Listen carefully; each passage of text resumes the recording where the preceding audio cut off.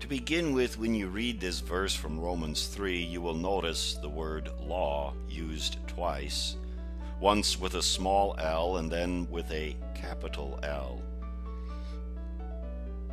Usually, most often, but not always, the small l refers to the Mosaic law, moral, ceremonial, and civil, while the capital L refers to the first 5 books of the Old Testament, Genesis through Deuteronomy.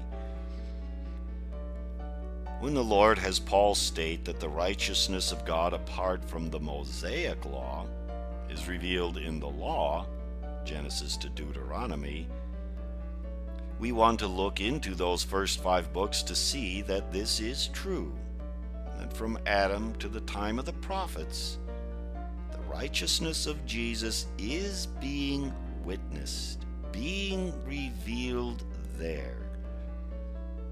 And I want to direct you to the more obscure passages, ones we do not normally think of. In Genesis 49, 8-12, we find Jacob on his deathbed blessing his sons, and in this passage he is speaking to Judah, his 4th son. We are familiar with verse 10, which says, "The scepter shall not depart from Judah, nor a lawgiver from between his feet, until Shiloh comes, and to him shall be the obedience of the people." In the 2 verses preceding, he speaks of Judah as the one whom his brothers will praise. He will have his hand on the neck of his enemies. He is a lion's whelp. And then from the prey he has gone up, lies down as a lion. Overlaying the new onto these 2 verses, we can see that Jesus comes from the tribe of Judah to destroy his enemies, or our enemies, sin, death, and the devil.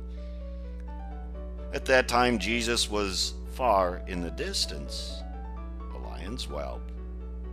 But having accomplished this, Jesus, from his victory on the cross, rises up, goes up, ascends, and sits down. Life, death, rising, ascending, and sitting down, because the work Jesus came to do is done, and we see it in those verses. Then in the 2 verses following verse 10, here is what is said. Binding his donkey to the vine binding his donkey to the vine, and the donkey's colt to the choice vine, he washed his garments in wine and his clothes in the blood of grapes. His eyes are darker than wine and his teeth whiter than milk. Again, having the advantage of the new before us, do we not think of Jesus being seated on the donkey, the colt of a donkey, in his triumphant entry into Jerusalem? Do we not think of the words of Jesus, "I am the vine"? Do we not think of Jesus shedding his blood on the cross? And his eyes are dark toward all who do not believe in him. Do we not think of his righteousness in the description here of his teeth being whiter than milk?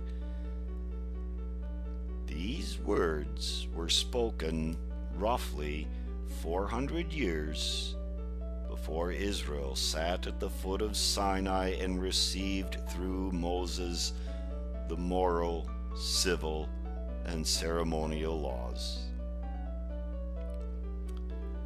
Consider the Passover feast.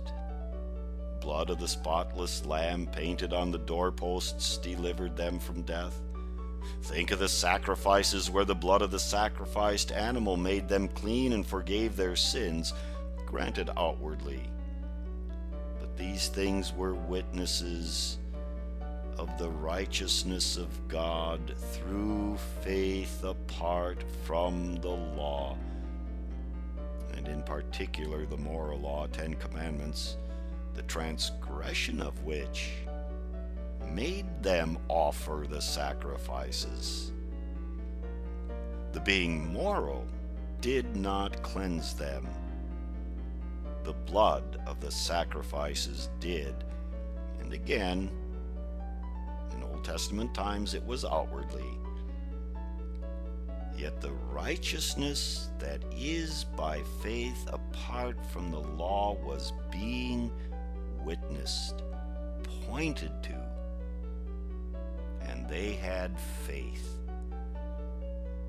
Amen.